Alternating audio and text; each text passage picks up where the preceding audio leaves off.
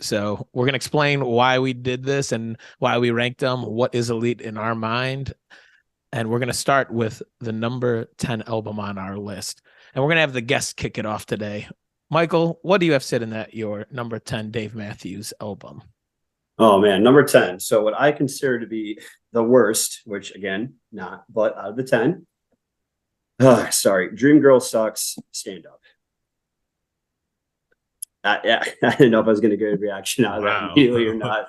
Well, you're just wrong. That's a there it great is. song. No, Stand Up. I mean, honestly, Stolen Away on 55th and 3rd, American Baby. It's and another- I know people like to These intro. are great songs. Yeah, well, and then Klep, we Louisiana know there's going to be Bayou. controversy.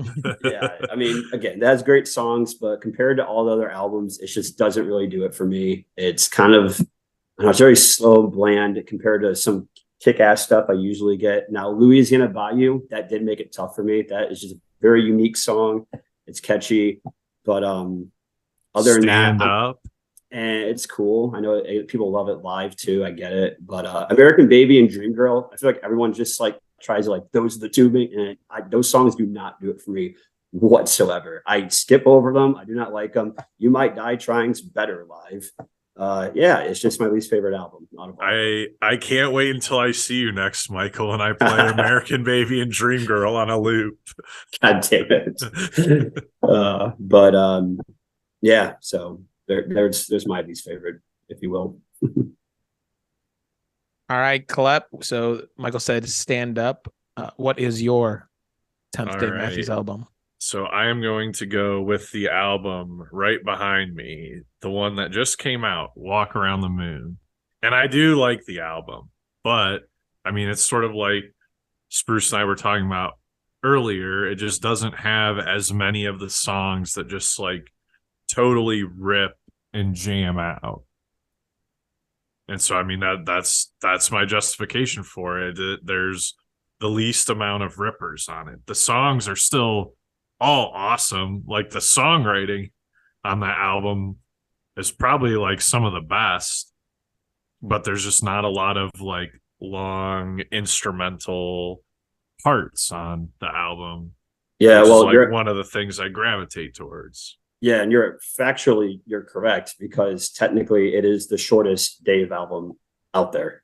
It is literally the shortest one. And when you say that, when they go off like that, those songs typically usually go past 5-6 minute mark. So yeah, that actually makes a lot of sense. And I do agree with you. They do not jam as much as they usually do. That's kind of how that's what got us into this band, if you will. And when we heard this album, it was kind of like, I don't want to say a letdown by any stretch of imagination at all. It wasn't a letdown, but there's really no jams, if you will. There really wasn't any. But again, great writing. It is a conscious choice by the band too, because I have seen 3 of those songs live, and they definitely like Walk Around in the Moon in particular. They always let Jeff get after it on that song live. So that one, like, I don't think I've seen it played for less than 6 minutes live, only 4 studio.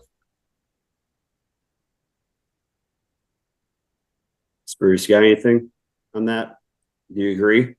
So, like I said, I literally like wrote out the songs that I was just like, I necessarily wouldn't consider in my top shelf of DMB songs. And so for this one, I wrote Looking for a Vein, It Could Happen, Something to Tell My Baby, Monsters, and one that was hard but didn't make the list was Singing from the Windows. I do like that just solo Dave song, especially when he starts the encore with it. Yeah. And so because of that, I'll tell you, there was another one that did tie it, but when there were ties in my list, I would look at the songs and say, if I could listen to these 5 or these 5 right now, what would it be? And that is what decided it. So number 10 was Walk Around the Moon, which is, again, the newest album. I absolutely, so we have group chat with us 3 in it. Again, I just did rank it my 10th one, but you guys were giving a lot of slack when it came out. I really do think that there are some parts in, like Michael just said, they aren't jamming too much more on it. So I'm sure live it's going to tee off, but man, I love After Everything, The Ocean and the Butterfly. Yes. Obviously, Madman's Eyes. All, Stefan's stand-up bass on Ocean and the Butterfly is wild. yep. All You Wanted Was Tomorrow. I really like. I wish that one was longer. Mhm. I wish all of them were longer. I know. Yeah, that's the greedy part of it. And That's honestly, what I mean. The songwriting is great on the album. It just doesn't have the long instrumental yeah. periods. The longest song is 4 minutes and 49 seconds, and it's Walk Around the Moon. So Yeah. I mean, hey, they had an idea going in, and I guess they were just going to do a single discer. I don't know. It was definitely tough because it's definitely the newest. I don't want to give too much slack to it. The last thing I'll say about Walk Around the Moon is I like the studio version Break Free than any of the live versions I have heard. And so that was a great surprise on this album. yeah, Break Free. Yeah, I agree. And Monsters, very underrated song. Like if you really think about it, that's all I have. It's catchy.